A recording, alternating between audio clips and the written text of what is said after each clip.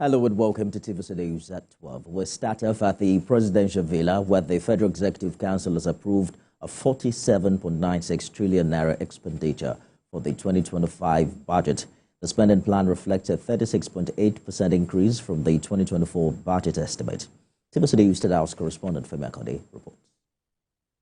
The second fiscal budget in the life of President Bola Tinubu's administration will now be laid before a joint session of the National Assembly on Wednesday.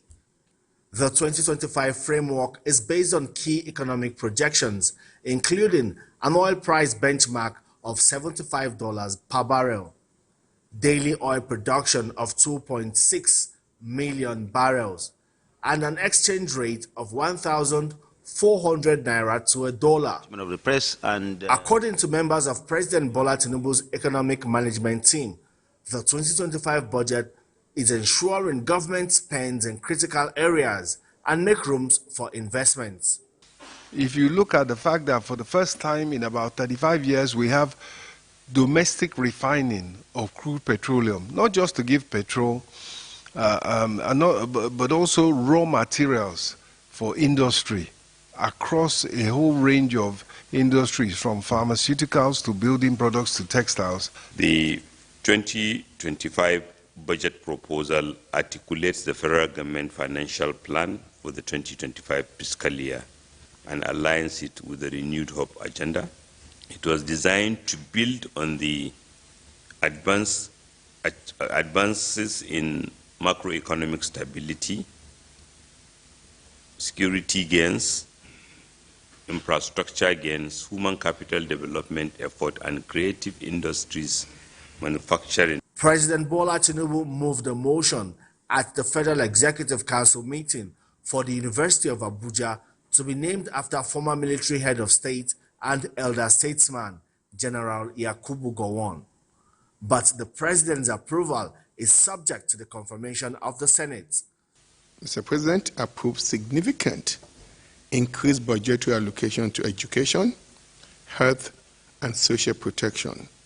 That is, the Minister of Power announced the approval of the sum of 161.3 million euros for the execution of contracts in the first batch of the Phase 1 of Siemens power projects across the country.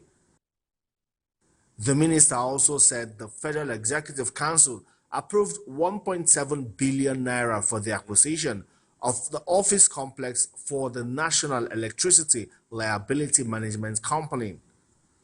The final and permanent solution to our national grid problem today is that we must regionalize the grid.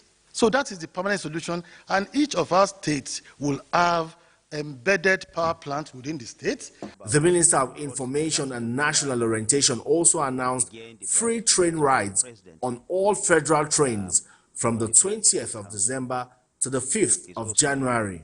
The minister says the free train ride is consistent with President Tinubu's desire to cushion the effect of government policies on transportation costs, especially for the most vulnerable Nigerians.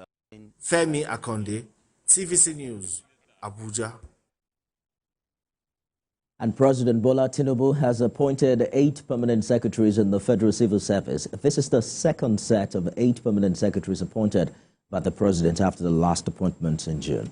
The appointees are selected from Bayelsa, Ebonyi, Enugu, Gombe, Kebbi, and Kaduna states. President Tinubu wants the new permanent secretaries to demonstrate greater commitment, diligence, and innovation in serving the nation. Here in Lagos, the Economic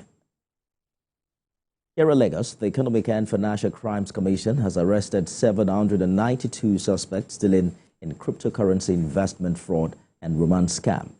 The agency says 193 of the suspects are foreigners. Kemi Foladiemo has more. The suspects, amounting to 792 persons, were apprehended at their hideout, a 7-story edifice known as Big Leaf Building on number 7 Oyinjolayemi Street, Victoria Island, Lagos. Among the foreigners arrested, 148 Chinese, 40 Filipinos, 2 Kazakhstans, 1 Pakistani and 1 Indonesian. The EFCC says the building, which could be mistaken for a corporate headquarters of a financial establishment, was found to be used by the foreign nationals to train their Nigerian accomplices on how to initiate romance and investment scams and use the identities of Nigerians to perpetrate crime. The job that they are assigned to these young Nigerians is essentially to engage in romantic conversations and phantom business and investment discussions to trick victims to shop on a purported online investment and shopping platform called www.yoto.com. I repeat that, www.yoto.com. For those who show interest in this investment, activation fee for an account on that platform starts from $35 US. Criterion used by these Chinese and other foreign nationals used for recruiting young Nigerians into their nefarious activities is ability to use the computer, especially typing skills. All the floors are said to be equipped with high-end desktop computers. On the 5th floor alone, investigators recovered 500 SIM cards of local telcos that were bought for crime. In that script, you will see that they give you a particular name. You are a man, but they will give you a female name. And then they will also give you a profile picture that is a lady. Can just shop for the picture from anywhere in the world, and then you will start talking with the victims as though you are a woman, and you discuss with them, and then you go into romance with them, and then romance discussions with them. You see the text and everything, and then you also tell them there is you change your location.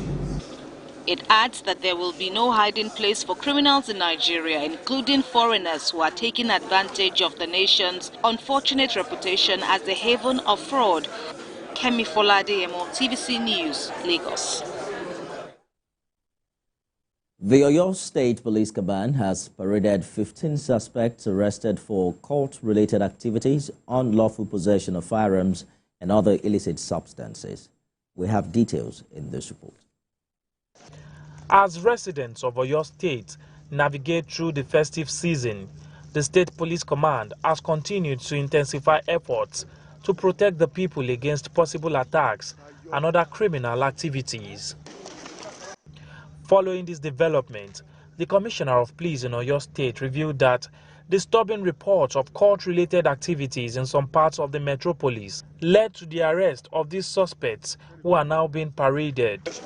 Today, in response to the yearning of the good people of the state regarding cult-related activities, even as we navigate through the Yuletide period, the following items were also recovered during the intelligence-led raid. 5 inscribed cultism jackets, 3 Dane guns, 1 locally made pistol, 1 locally made cut-to-size gun, 1 long barrel gun, 1 red Toyota Camry with registration number registered in Lagos, KTU 41JH, and 1 red cloth. These suspects, who identified themselves as members of the Brother Across Nigeria, also known as Alora, were arrested at the Federal Polytechnic Ayede, intending to initiate students of the school. But despite being found in possession of charms and other items, the group claims they were only a charity society. We are brothers across the nation, and it's just like a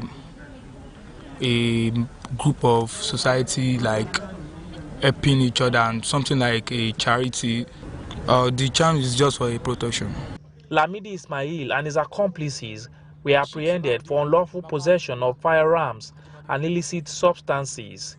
However, Ismail denied being a cultist, claiming he was merely holding the arms for his friend. I just want help. I need help. I want them to believe me that I'm not what they said I am. I am not. I have all my school file, everything. I'm a DJ. I have my work and everything that I'm doing. I'm not a criminal. I'm a DJ. I'm a member of DJ Anaki. The police also advised parents to prevail on their wards not to be forced into engaging in criminal activities. Oladio Yewole, TVC News, Ibadan.